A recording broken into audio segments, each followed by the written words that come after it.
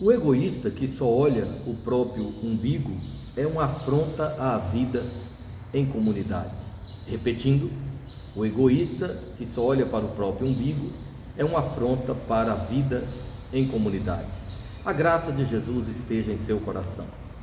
O egoísmo é mesmo uma tentação muito forte para todos nós. Nós temos a tendência de sermos egoístas. O nosso cérebro é egoísta. Todavia, nós precisamos ter autodisciplina. Nós precisamos dar atenção a estas questões importantes da vida para não incorrermos em sérios erros que podem afetar a nós mesmos e a muitas pessoas ao nosso redor. Eu vou repetir o versículo e peço que você preste ainda mais atenção. O egoísta que só olha para o próprio umbigo é uma afronta à vida em comunidade. Nós precisamos aprender com Jesus o altruísmo. O altruísmo é o contrário do egoísmo. Os egoístas são aquelas pessoas que pensam muito em si mesmas, e tem aquela gente que é, na verdade, egocentrada, ególatra, autólatra. São as pessoas que cultivam o narcisismo, o hedonismo. Elas amam exageradamente a si mesmas, elas adoram a si mesmas, veneram o próprio corpo, celebram demais, de forma exagerada, a própria existência, anulando a importância da existência das pessoas ao seu redor. É necessário ter cuidado para que este veneno de Lúcifer não nos contamine a ponto de nos fazer errar de forma tão intensa. É necessário aprendermos com Jesus. Jesus nos ensina a sermos mansos e humildes de coração. Pessoas que têm um coração manso e humilde são pessoas altruístas, ou seja, elas se preocupam com o próximo, elas cultivam a empatia, elas se identificam com a necessidade do outro, elas conseguem sentir a dor do outro. Eu não estou dizendo que você deva cultivar a síndrome do bonzinho. O que é isso? A síndrome do bonzinho é aquela doença psíquica que faz com que a pessoa não saiba dizer não e seja sempre boazinha, no sentido bobinha, ou na linguagem nordestina, abestada. Não, Deus não quer que nós sejamos assim. Jesus manda sermos simples como a pomba e prudentes como a serpente. A gente precisa ter equilíbrio, precisa ter discernimento, a gente precisa perceber a malandragem de pessoas que muitas vezes se aproximam de nós tentando nos prejudicar. A gente precisa perceber os interesses escusos que movem pessoas que muitas vezes se aproximam de nós. A gente precisa perceber tudo isso. Para que consigamos perceber essas coisas, nós necessitamos ter inteligência emocional e inteligência espiritual. Mas o fato é que o egoísmo atrapalha demais. Nós precisamos nos preocupar com a nossa própria vida, com a nossa própria existência. Tanto é que Deus, em sua palavra no Antigo Testamento e ainda no Evangelho, no Novo Testamento, nos ensina a amarmos o próximo como a nós mesmos. Na verdade, o resumo da lei e dos profetas está em amar a Deus com toda a nossa força, de todo o nosso ser, e amar a nosso próximo como a nós mesmos. Ora, para que eu consiga amar o meu próximo, primeiro eu devo amar a mim mesmo. É necessário que eu me cuide, que eu tenha amor pela minha própria vida, por minha própria existência, e assim eu terei condição de amar o próximo.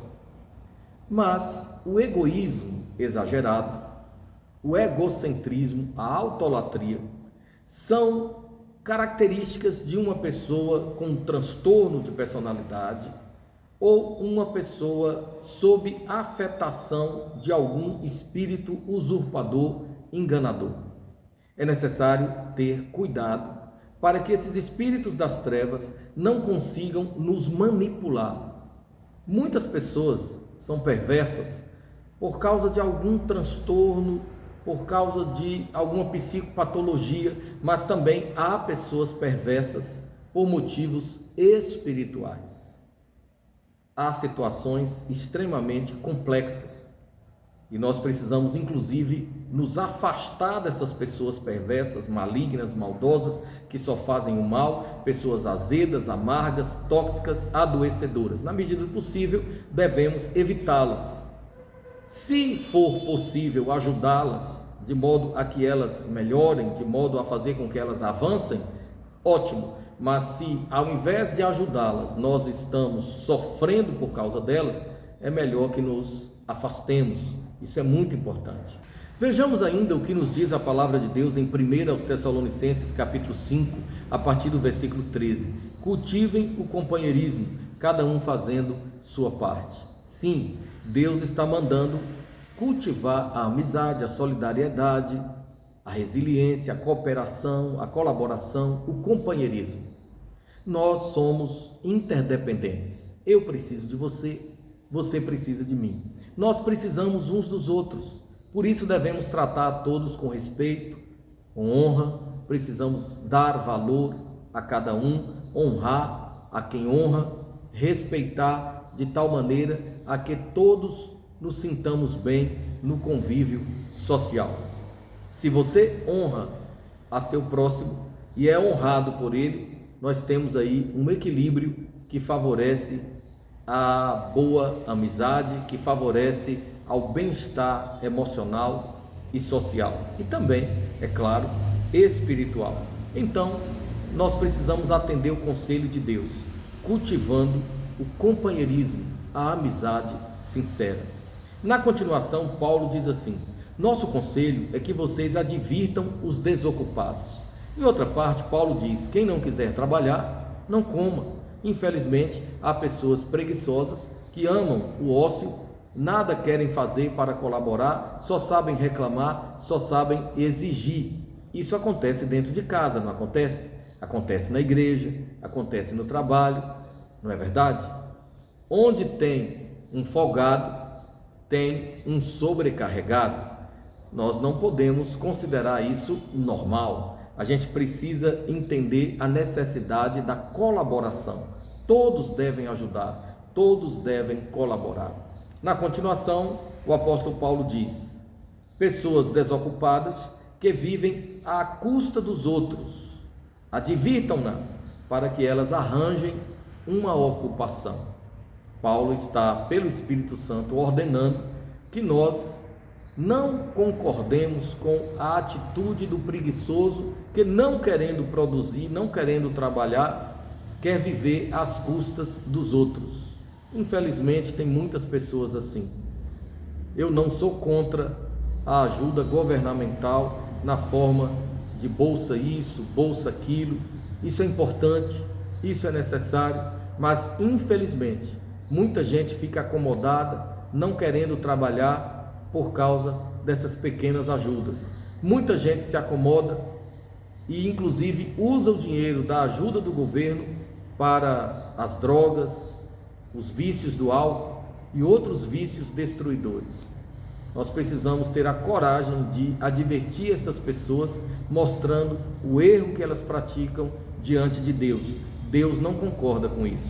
Na continuação, incentivem os desanimados e ajudem os cansados a recuperar as forças.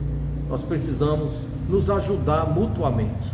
Nós precisamos dar valor às pessoas, reconhecer a importância delas, advertir os preguiçosos, ociosos, para que eles saiam desse estado que é desagradável a Deus, e devemos ainda incentivar, fortalecer, encorajar, exortar os desanimados. Quantas pessoas estão desanimadas por causa de agressões verbais, morais? Estão desanimadas por causa de humilhações que sofrem ou sofreram, desanimadas por uma série de fatores de ordem social ou financeira, moral ou espiritual. Nós precisamos ter a coragem de nos deixar usar pelo Espírito Santo para fortalecer essas pessoas que de fato precisam ser fortalecidas no Senhor. O profeta Isaías inclusive diz assim: fortaleçam as mãos cansadas e os joelhos vacilantes, joelhos trôpegos e vacilantes. Que nós sejamos úteis a Deus em casa, no trabalho, na igreja, que nós possamos cooperar com Deus nesse trabalho de fortalecimento moral, emocional e espiritual das pessoas com as quais nos relacionamos. Que nós não sejamos tóxicos, venenosos, adoecedores, preguiçosos, mas que sejamos pessoas que consigamos imitar o exemplo de Jesus Cristo. Que nós não sejamos pessoas ociosas, venenosas, amargas, azedas, tóxicas, adoecedoras, mas que sejamos pessoas capazes de cooperar para o bem de outras pessoas e para o nosso próprio bem.